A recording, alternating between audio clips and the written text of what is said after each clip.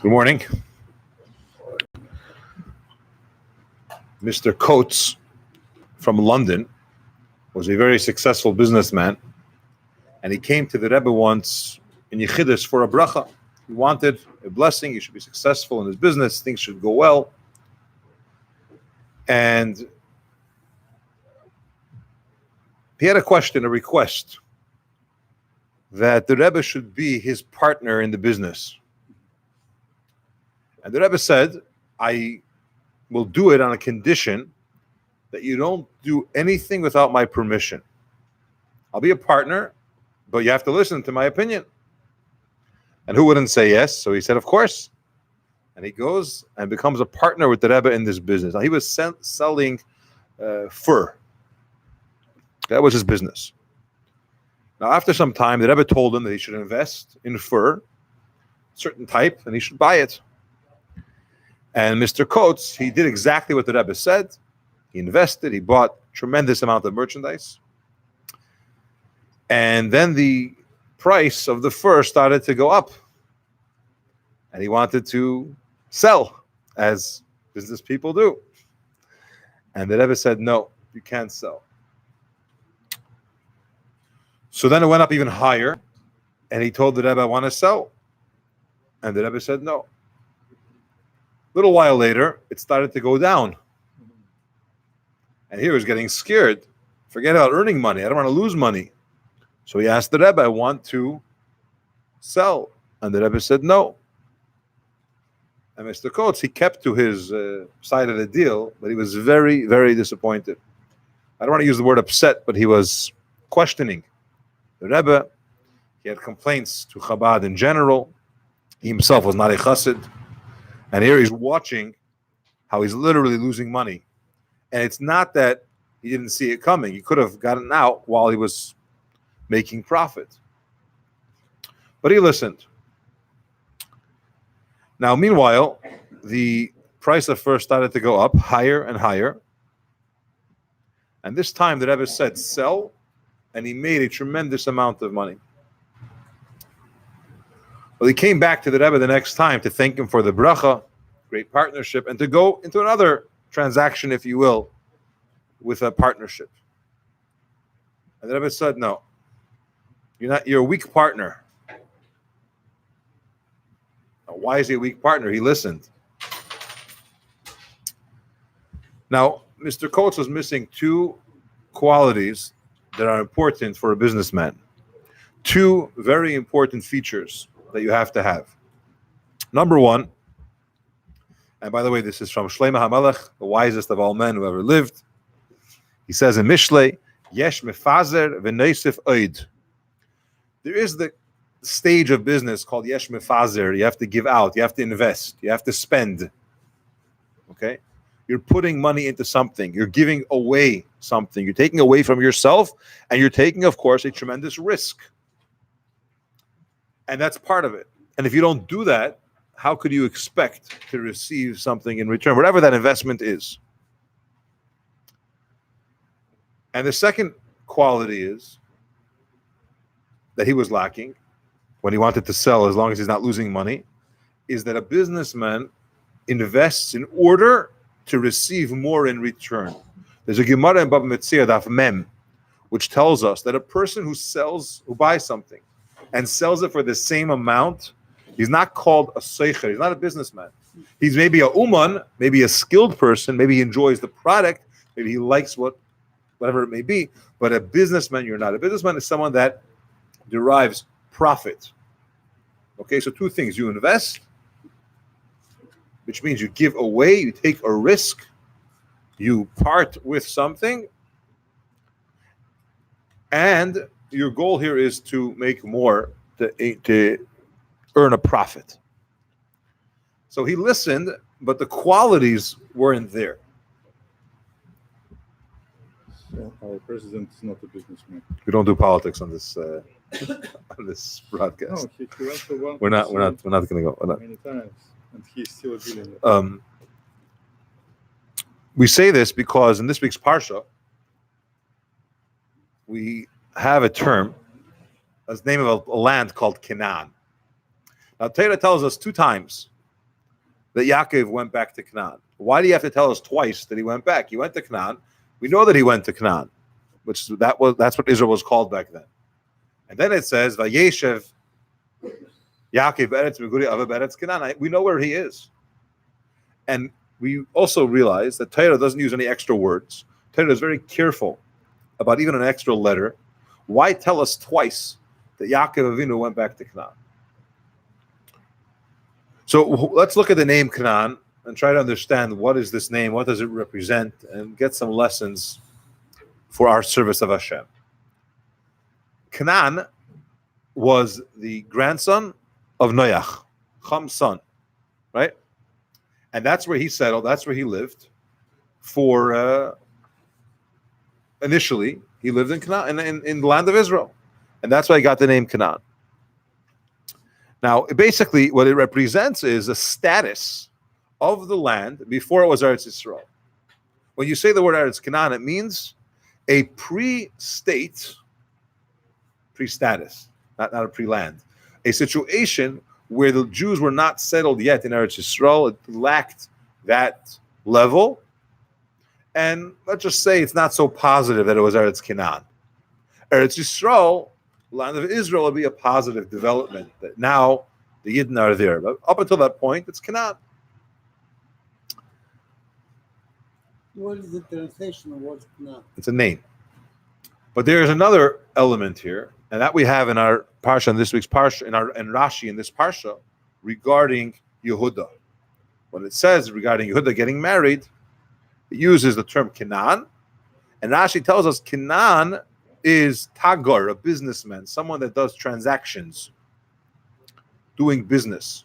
So Canaan has these two elements. On the one hand, it represents a lower level, because we're not Eretz Yisrael yet. It's talking about an era when Noach's grandchildren lived there. On the other hand, it represents the idea of doing business. Now let's understand. Yaakov Avinu, he went out of Eretz Yisrael. He had to, unfortunately, run away from his brother Esav. He goes to Charan. He works there for 20 years. He took tremendous losses, right? Knowingly. He probably didn't have much of a choice, but he took losses. Up until that point, he was not right away. Oh, no. Up until that point, he was sitting and learning. He was sitting and davening. He had the best teacher around, Yitzchak, okay? Probably a private teacher as well. And he was learning with him. And he had to sacrifice, give away all of that, and be in Charan for 20 years alone. Financially, yes, it turned out pretty well. But when he started, just a short while after leaving Eretz Yisrael, he was mugged by his nephew and lost everything. Barely escaped alive. So here you have a reality where Yaakov Avinu loses a lot.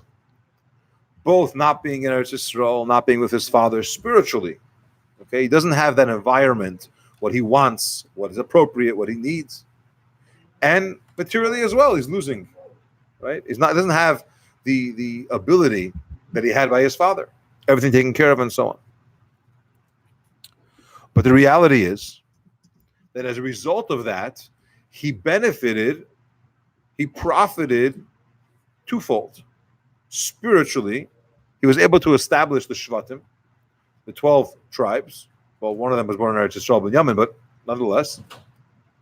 And not only that, but he's different than Avram and Yitzchak, that mitasai shlema. Mitasai shlema is a term which connotates that all of his children were tzadikim, were complete. Okay, Avram had a Yishmael. Yes, he had a Yitzchak, but he had a Yishmael. Yitzchak had a Esav.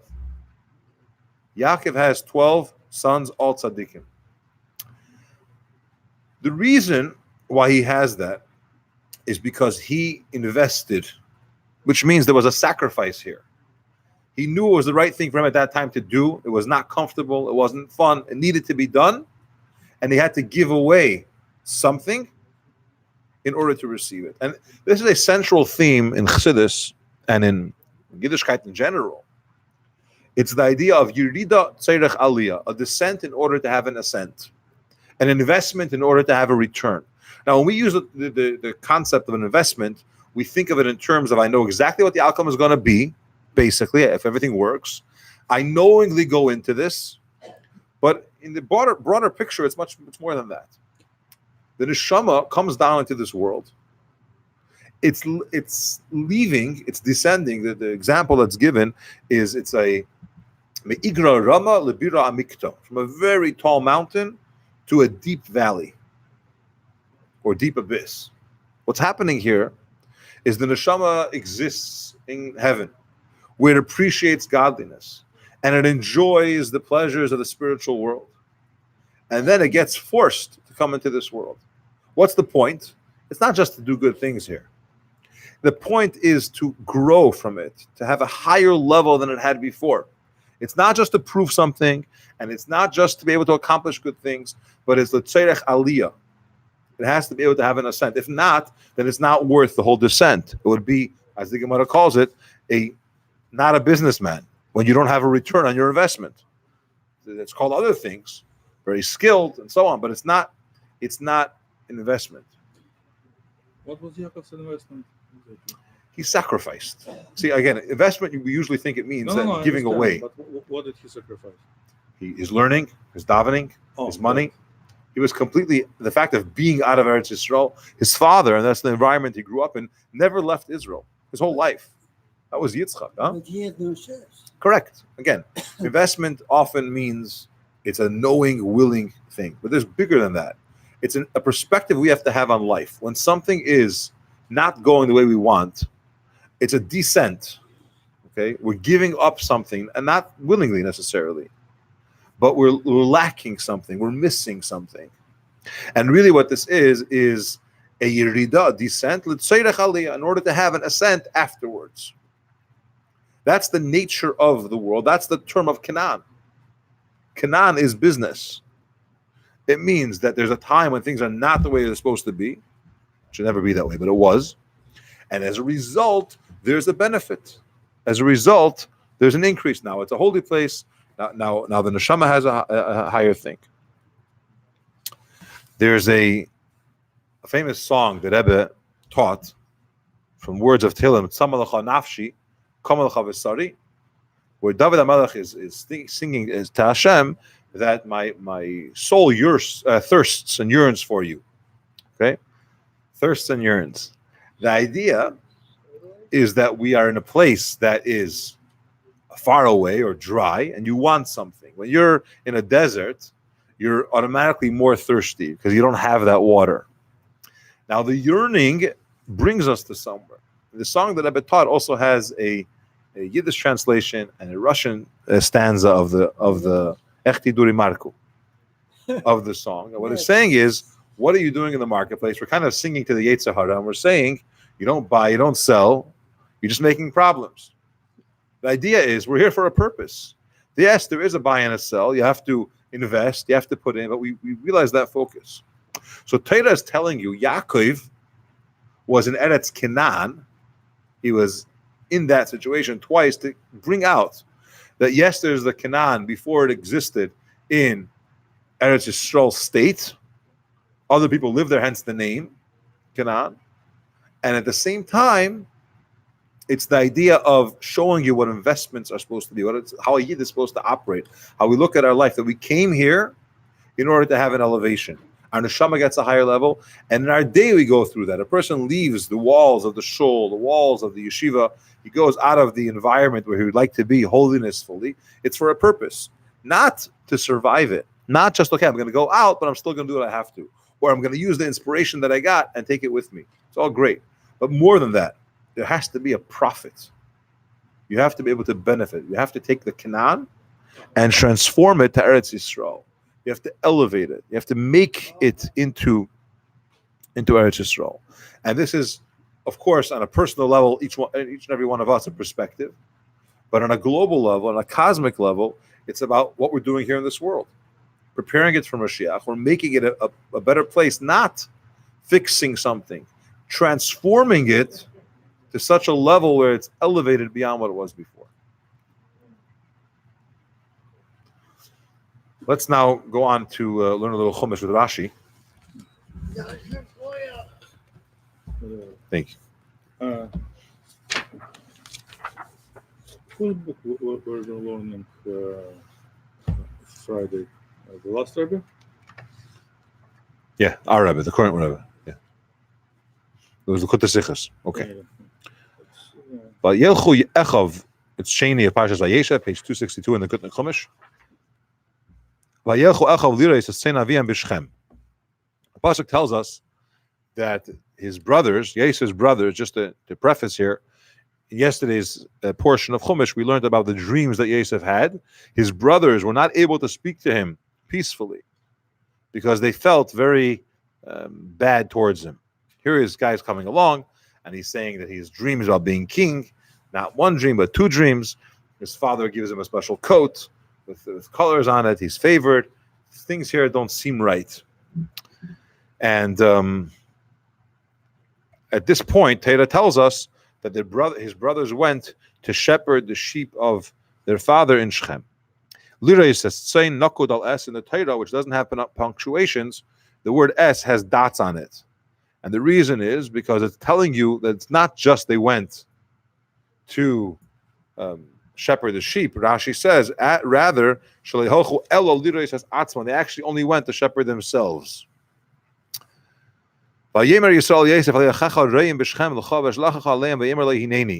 Yakov tells Yosef, your brothers are shepherding the sheep in Shechem. Let me send you to them. And he said, Hineni, here I am. Now Yosef knew that his brothers are not exactly so fond of him. And being somewhere far away is dangerous. But his father asked him to do something. He said, Hineni, here I am, I'm ready to do it. Hineni lashana nava uzrizos. What does hineni mean? It's a humility and an alacrity, which means quick, I'm moving, I'm doing. Yes, sure, no problem. I'm not going to procrastinate. Nizdare is lemitzvahs aviv. He quickly went to the mitzvah of his father. Even though he knew that his brothers hate him, he still went. When a person enjoys doing something, if you're excited about something, you do it quickly, you do it fast, you're into it. If you don't, if it's a necessity that you have to do, it's one of your responsibilities, you do it, but you're not exactly running to do it. Yakov, who was fully informed that the brothers don't like him, or as Rashi says, they hate him. Yes. He still, Yes. Yosef, yeah. He still went because his father said, and he was ready to go quickly. He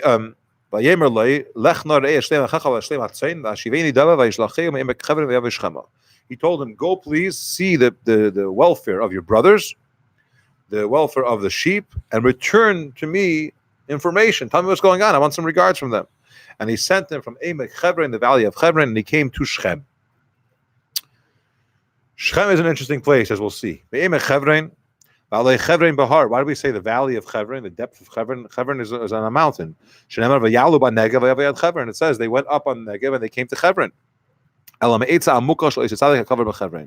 Rather, it means from the deep idea of that tzaddik who's buried in Chevron. Who's the tzaddik? Avram. What was his idea?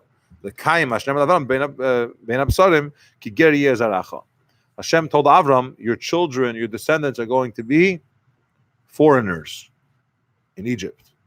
This all started through this parsha when Yosef leaves his father. As we know, he's going to end up in Mitzrayim. And after that, all the Yidden will end up there. They came to Shechem. It's a place which is set for negative things. Sham kilkulu ashvatim. This is where the shvatim had their issue. Sham inu es Dina. This is where Dina was abducted. Sham nechlek malchus beis David. This is where the tribe of David was split. Sham vayelach lechavam. The kingdom of David was split. Sham vayelach lechavam Shechem. So Shechem is a place that doesn't have such a great reputation. A man found him, and he sees that he's lost, or looking around lost, and he asked him, what are you looking for? What are you searching? Who's this person? Gavriel. Who's Ish? Is not just a man, it's a malach, the malach of Gavriel, an angel.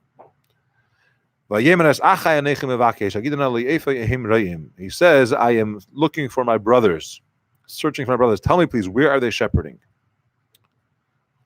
And the man, which was really a malach, told him, they went from here.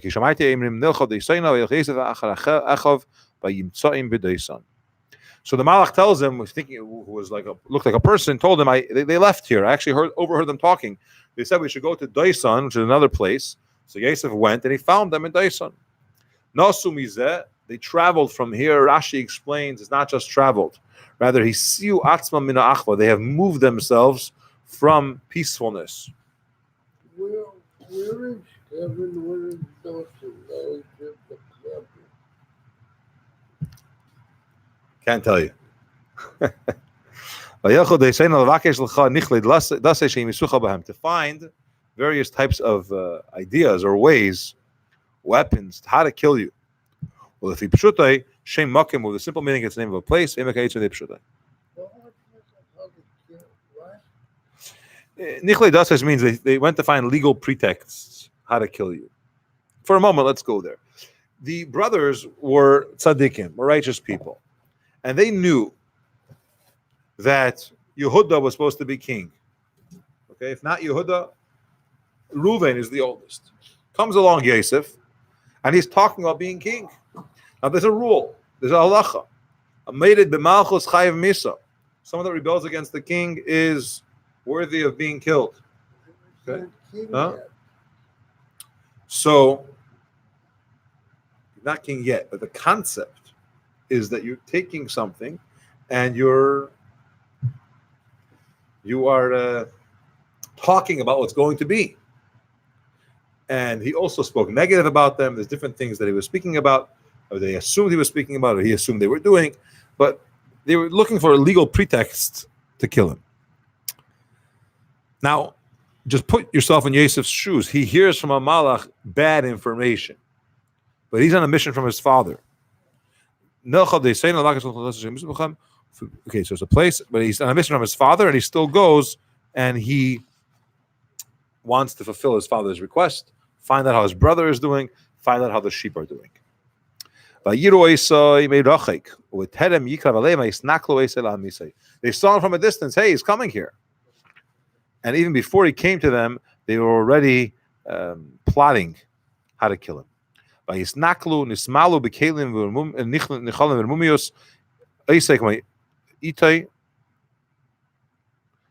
him, love. He didn't even reach them yet, and the brothers are already planning how are we going to kill him. By the way, welcome to everyone that's watching online. You're welcome to ask questions, comments. If you're watching on the replay, put comments there. We'll try to address that as well. And feel free to share and subscribe. So man told his brother, here is the master of dreams is coming.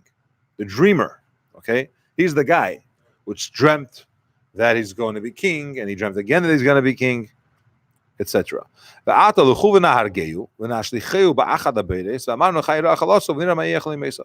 now let's go and let's kill him. We'll throw him into one of the pits, and we'll say that a bad animal ate him, devoured him, and we'll see what will be with his dreams. Okay, let's go. Let's kill him now, and we'll just tell our father that an animal devoured him. We'll see what will end up from his dreams. The Rabbi Yitzchak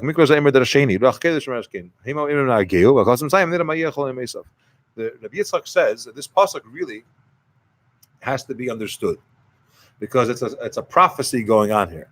They said, let's kill him, and we'll see what will end up with his dreams. But really what it means is the pasuk is saying, we'll see what's going to be with his dreams. By putting him in the pit and so on and so forth, their plot ended up actually leading him to be king and leading him that they should bow down to him. We'll see whose words are going to be fulfilled. Yours or mine. Rashi says you can't say that they said, and we'll see what will be with his dreams. I said it in a sarcastic way, but Rashi says you can't say this, that they said that it's contradictory to what they said. They're saying we're going to kill him, and then we'll see what's going to be with his dreams. The pasuk is saying we're going to see what's going to be with his dreams, because you'll see who's going to endure here or not. My words, Hashem's words about the dreams, or their words about killing him.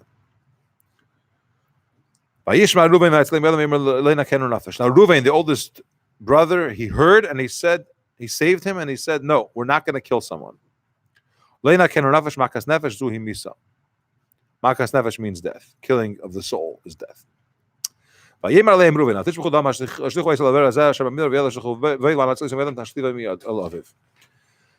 said to them, don't spill blood. Don't kill him. Throw him into this pit, which is in the desert, and don't lay a hand on him. And the pasuk says that Reuven had in mind to save him from their hands. The divine wisdom tells us, testifies, that Reuven only said this because he wanted to save him. He said, I'm the oldest here, and I'm the firstborn and the oldest, and the blame is only going to be on me. Whatever they do, I was there, I have to stop them. So he went. Now, where did Yosef go? Tomorrow's parsha talk about Yosef left, right? Put him in the pit. Where did Reuven go? They put him in the pit, and Reuven left. He went. It was his turn to learn with his father. Now, we know that since the whole story of Bilhah, where he moved the beds, last week's parsha, and it was considered to be what? Bilhah, yeah. And it was considered to be an avera, a sin. He was doing tshuva. He was sitting in fasting and in sackcloth. He was being remorseful and doing tshuva. Now, he couldn't, quote, be bothered right now to deal with this boy in a pit. He stopped them from killing him, and now he's going to go deal with his spiritual pursuits. He's going to learn with his father. He's going to do tshuva and so on. The Rabbi speaks about this, and he derives a very important lesson. When there's a child, okay, Yosef was 17, but when there's a child who is in a pit, which a pit means it's a place which is void of proper spiritual needs, and not just spiritual, also physical. A person is lacking something. You can't go and say, oh, I have some spiritual pursuits. I got to go fast. I got to go do tshuva. I got to go learn with Yakov. There's someone in a pit, and he's surrounded by 9 brothers who want to kill him. A few minutes ago, you barely convinced them to put him in a pit. How could you leave? So his intent was a good intent, and he saved him from being killed. But somehow the spiritual pursuit got over him. And often a person says, I can't, quote, be bothered with things because I'm on a spiritual mission. Okay, but someone else is in need. A child who is vulnerable, who can't help themselves, whether it's physically or spiritually, and you're able to help them. We're not saying don't daven, God forbid. We're not saying don't learn. But to leave there and just neglect him and hope that everything will be fine is not okay. Yes? So Reuben didn't have a game plan. He didn't have it figured out what would be with Joseph. He did have a game plan, because Taylor says he meant to save him. And then what? After he saves him, well, That's what I mean. you have to understand that the brothers were set on killing him. Exactly. These brothers wiped the whole city, just 2 of them. Okay? Reuven to come and say, just forget the plan. No, I don't let. It's not going to fly. Right. Okay? So he got to do it gradually. First, move them to a pit. Now the danger of killing is over. What we do next, I got to work this through. But just to say don't do it, it wouldn't work. Or at least so he felt. But you brought 2 different opposing opinions here.